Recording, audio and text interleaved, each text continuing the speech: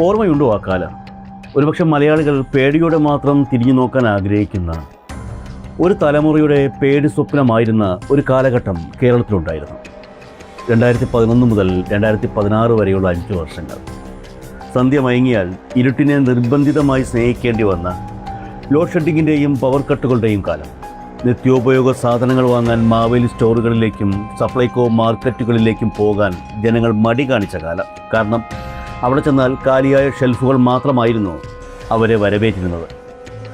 വാർദ്ധക്യ സഹജമായ അവശതകൾക്കിടയിലും ഒരു നേരത്തെ മരുന്നിനും ഭക്ഷണത്തിനുമായി ക്ഷേമ പെൻഷനുകൾക്ക് വേണ്ടി ജനങ്ങൾ കാത്തിരിക്കാത്ത കാലം.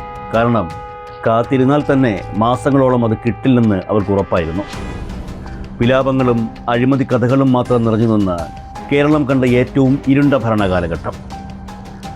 ആ കാലഘട്ടത്തിൻ്റെ ദുരിതം അനുഭവിച്ചറിഞ്ഞവർ, ആ ഓർമ്മ പേറുന്നവർ ഒരിക്കലും 10 അല്ല 20 അല്ല 50 വർഷം കഴിഞ്ഞാൽ പോലും കോൺഗ്രസ് എന്ന പ്രസ്ഥാനത്തിന് ഒരു വോട്ട് ചെയ്യില്ലെന്ന് കേരളം ഉറച്ചു വിശ്വസിച്ചിരുന്നു.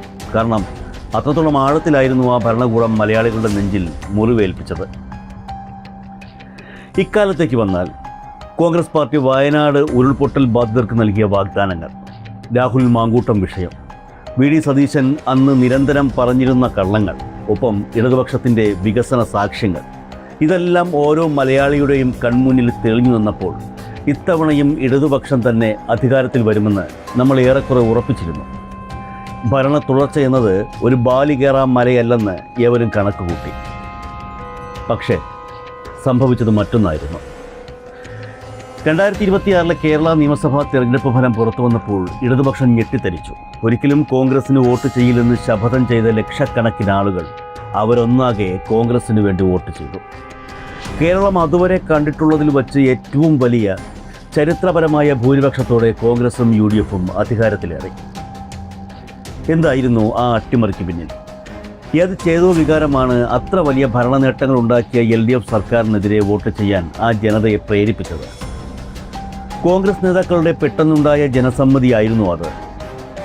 അല്ല. അവിടെയാണ് കേരള രാഷ്ട്രീയത്തെ അടിമുടി മാറ്റി എഴുതിയ ആ അദൃശ്യനായ സൂത്രധാരൻ്റെ കടന്നുവരവ്. ഏതാനും അക്ഷരങ്ങളിൽ ഒതുങ്ങുന്ന ഒരു പേര്: സുനിൽ കനഗോലു.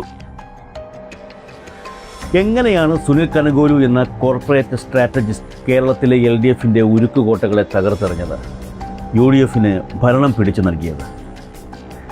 ആ മാസ്റ്റർ പ്ലാനിൻ്റെ ഉള്ളറയിലേക്ക് വെളിച്ചം വീശുകയാണ് അദ്ദേഹത്തിൻ്റെ തന്നെ ടീമായ ഇൻക്ലൂസീവ് മൈൻഡ്സിലെ പ്രധാന അംഗവും മലയാളിയുമായ ഗോപികൃഷ്ണൻ.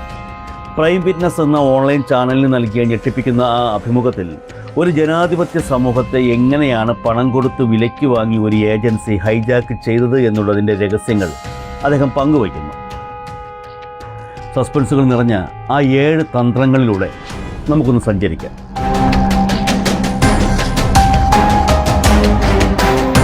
കോൺഗ്രസ് നേതാക്കൾ കേരളത്തിൽ അങ്ങോട്ടും ഇങ്ങോട്ടും പോരടിക്കുമ്പോൾ ബാംഗ്ലൂരിലെയും തിരുവനന്തപുരത്തെയും ശീതീകരിച്ച മുറികളിൽ സുനിൽ കനഗോലു തൻ്റെ സൈന്യത്തെ ഒരുക്കുകയായിരുന്നു.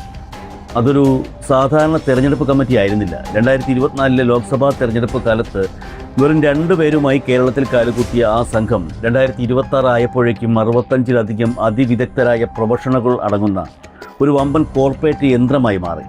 Media team, political intelligence team, data analysis team, campaigns team, അങ്ങനെ ഒരു അന്താരാഷ്ട്ര ചാരസംഘടന പ്രവർത്തിക്കുന്ന അതേ കൃത്യതയോടെ കൊടി പിടിക്കാനോ മുദ്രാവാക്യം വിളിക്കാനോ പോകാത്ത ലാപ്ടോപ്പുകളും അൽഗോരിതങ്ങളും ആയുധമാക്കിയ ഒരു അദൃശ്യ സൈന്യം.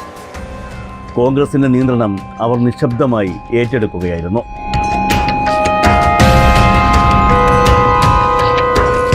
ഏത് യുദ്ധവും ജയിക്കാൻ ശത്രുവിൻ്റെ മാത്രമല്ല സ്വന്തം ജനതയുടെയും മനസ്സ് വായിക്കണം.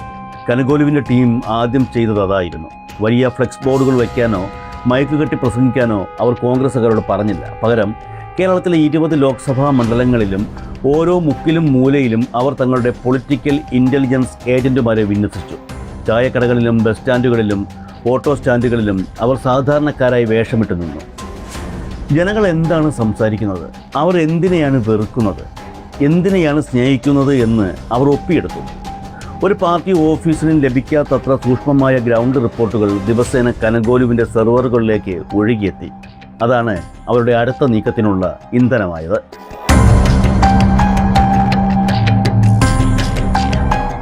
ഈ വിവരങ്ങൾ വച്ചുകൊണ്ട് അവർ LDF സർക്കാരിനെ പഠിച്ചു. അവർക്കൊരു കാര്യം വ്യക്തമായി മനസ്സിലായി: LDF സർക്കാരിൻ്റെ വികസന പദ്ധതികളെ കുറ്റം പറഞ്ഞാൽ കേരളത്തിലെ ജനങ്ങൾ വിശ്വസിക്കില്ല.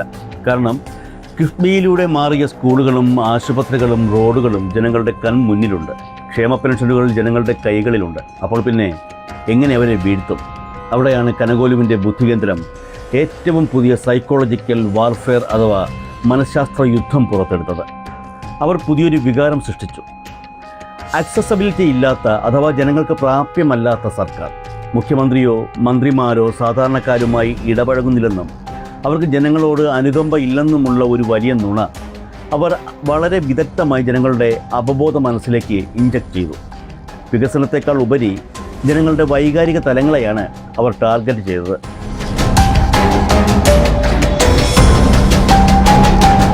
സർക്കാരിനെതിരെ മൊത്തത്തിലൊരു ആരോപണം ഉന്നയിക്കുന്നതിന് പകരം സാധാരണക്കാർക്ക് ഏറ്റവും കൂടുതൽ ബന്ധപ്പെടേണ്ടി വരുന്ന 2 വകുപ്പുകളെ അവർ തിരഞ്ഞു പിടിച്ചാക്രമിച്ചു.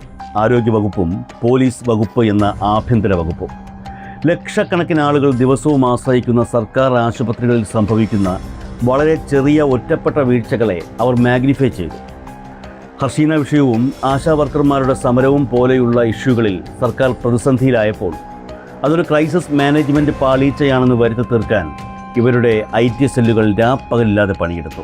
മൊത്തത്തിൽ എല്ലാം തകർന്നു എന്നൊരു കൃത്രിമ പുകമറ സോഷ്യൽ മീഡിയയിലൂടെ അവർ സൃഷ്ടിച്ചെടുത്തു.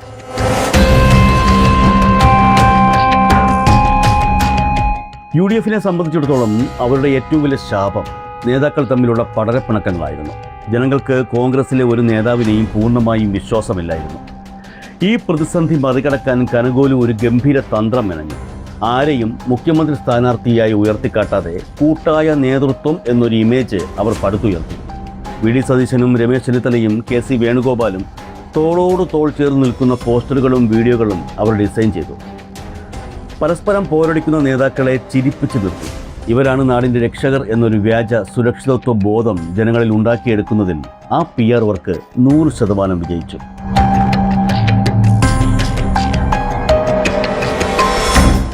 ഒരുപക്ഷെ ഒരു രാഷ്ട്രീയ പാർട്ടിയുടെ ചരിത്രത്തിലെ ഏറ്റവും വലിയ ഗതികേടായിരിക്കും ഇത്. സ്ഥാനാർത്ഥികളെ തീരുമാനിക്കാൻ കോൺഗ്രസ് ഹൈക്കമാൻഡ് നോക്കിയത് സ്വന്തം കീഴ്ഘടകങ്ങളെ ആയിരുന്നില്ല, മറിച്ച് കനകോലുവിൻ്റെ ഡാറ്റാബേസിനെ ആയിരുന്നു. ഇലക്ഷന് 9 മാസം മുൻപ് തന്നെ ഈ ഏജൻസി മണ്ഡലങ്ങളിൽ സർവേ നടത്തി ലിസ്റ്റ് തയ്യാറാക്കിയിരുന്നു. വെറുതെ പേരുകൾ നൽകുകയല്ല, ഓരോ മണ്ഡലത്തിലും റാങ്ക് 1, 2, 3 എന്ന് തിരിച്ച് എന്തുകൊണ്ട് ഇയാൾ ജയിക്കുമെന്നതിൻ്റെ സയൻറ്റിഫിക് ഡാറ്റ സഹിതം അവർ കോൺഗ്രസ് നേതൃത്വത്തിന് നൽകി. 85 മുതൽ 90% വരെ ഈ PR ഏജൻസി നൽകിയ ലിസ്റ്റാണ് കോൺഗ്രസ് പ്രഖ്യാപിച്ചത്. സ്വന്തം പാർട്ടിക്കാരെ കണ്ടെത്താൻ കോർപ്പറേറ്റ് ഏജൻസിയുടെ കാല് പിടിക്കേണ്ടി വന്ന ഈ കോൺഗ്രസ്സാണ് ഇന്ന് ഈ വിജയത്തിൻ്റെ ക്രെഡിറ്റ് ഏറ്റെടുക്കുന്നത് എന്നത് ചരിത്രത്തിലെ വലിയൊരു തമാശയാണ്.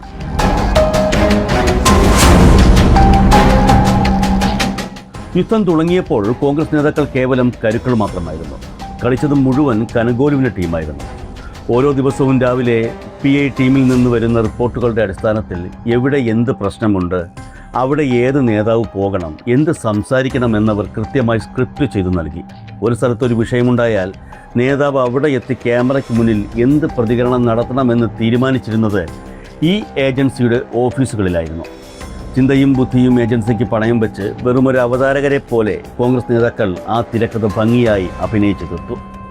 ഇതാണ് യാഥാർത്ഥ്യം. ഗോപികൃഷ്ണൻ്റെ വെളിപ്പെടുത്തലുകൾ വിരൽ ചൂണ്ടുന്നത് ഒരു നഗ്നമായ സത്യത്തിലേക്കാണ്. കേരളത്തിലെ ജനാധിപത്യം പണം കൊടുത്ത് ഹൈജാക്ക് ചെയ്യപ്പെട്ടിരിക്കുന്നു. ഈ കഥയുടെ ക്ലൈമാക്സിലെത്തുമ്പോൾ ചിന്തിക്കുന്ന ഓരോ മലയാളിയുടെയും ഉള്ളിൽ ഒരു വലിയ ശൂന്യത അനുഭവപ്പെടും. ഒരു വശത്ത് പ്രതിസന്ധികളുടെ മഹാമാരിയിലും പ്രളയത്തിലും ജനങ്ങളെ കൈവിടാതെ നെഞ്ചോട് ചേർത്ത് പിടിച്ച ലൈഫ് മിഷനിലൂടെ ആയിരങ്ങൾക്ക് വീട് നൽകിയ, പൊതുവിദ്യാലയങ്ങളെയും ആശുപത്രികളെയും ലോക നിലവാരത്തിലേക്ക് ഉയർത്തിയ ഒരു സർക്കാർ. അവർക്ക് ജനങ്ങളോട് സംവദിക്കാൻ PR ഏജൻസികളുടെ ആവശ്യമില്ലായിരുന്നു. അവരുടെ കർമ്മങ്ങൾ തന്നെയായിരുന്നു അവരുടെ വാക്കുകൾ. മറുവശത്തോ സ്വന്തമായി ഒരു നയമോ പരിപാടിയോ ഇല്ലാതെ കോടികൾ കൊടുത്തു വാങ്ങിയ ഡാറ്റ അനലിറ്റിക്സിൻ്റെയും സോഷ്യൽ മീഡിയ മാനിപ്പുലേഷൻ്റെയും പിൻബലത്തിൽ മാത്രം അധികാരത്തിലേറിയ ഒരു മുന്നണി. സത്യത്തെ എത്ര വിദഗ്ധമായാണ് അൽഗോരിതങ്ങൾ ഉപയോഗിച്ചവർ കുഴിച്ചുകൂടിയത്. LDF സർക്കാരിൻ്റെ ഭരണ നേട്ടങ്ങളെ ഒരു വലിയ നുണയുടെ പുകമറ സൃഷ്ടിച്ച് കോൺഗ്രസും കനകോലുവും ചേർന്ന് മറച്ചു പിടിച്ചു. പക്ഷെ കാലം എപ്പോഴും കണക്കുകൾ ചോദിക്കാതിരിക്കില്ല. ഈ മായാജാലം എത്രനാൾ നീണ്ടു നിൽക്കും? PR ഏജൻസികൾ എഴുതി കൊടുക്കുന്ന സ്ക്രിപ്റ്റുകൾ അവസാനിക്കുന്ന ദിവസം, ക്യാമറകളുടെ ലൈറ്റുകൾ അണയുന്ന ദിവസം ജനങ്ങൾ യാഥാർത്ഥ്യം തിരിച്ചറിയും. കോർപ്പറേറ്റ് ബുദ്ധികേന്ദ്രങ്ങൾ സൃഷ്ടിച്ചെടുത്ത ഈ വ്യാജ വിജയത്തിൻ്റെ അടിത്തറ ഇളകാൻ തുടങ്ങുമ്പോൾ കേരളം വീണ്ടും തിരിഞ്ഞു നോക്കും. വാക്കുകളേക്കാൾ പ്രവൃത്തികളിൽ വിശ്വസിച്ച് സംഘടനകളിൽ ഒപ്പം നിന്ന് വികസനത്തിൻ്റെ യഥാർത്ഥ ശില്പികളായ ആ പഴയ ഭരണകൂടത്തിലേക്ക് അന്ന് ഒരു കനകോലുവിനും കോൺഗ്രസിന് രക്ഷിക്കാൻ കഴിയില്ല. സത്യത്തിൻ്റെ ആ തിരിച്ചുവരവിനായി കാലം കാത്തിരിക്കുകയാണ്, നിശബ്ദമായി എന്നാൽ അതിശക്തമായി.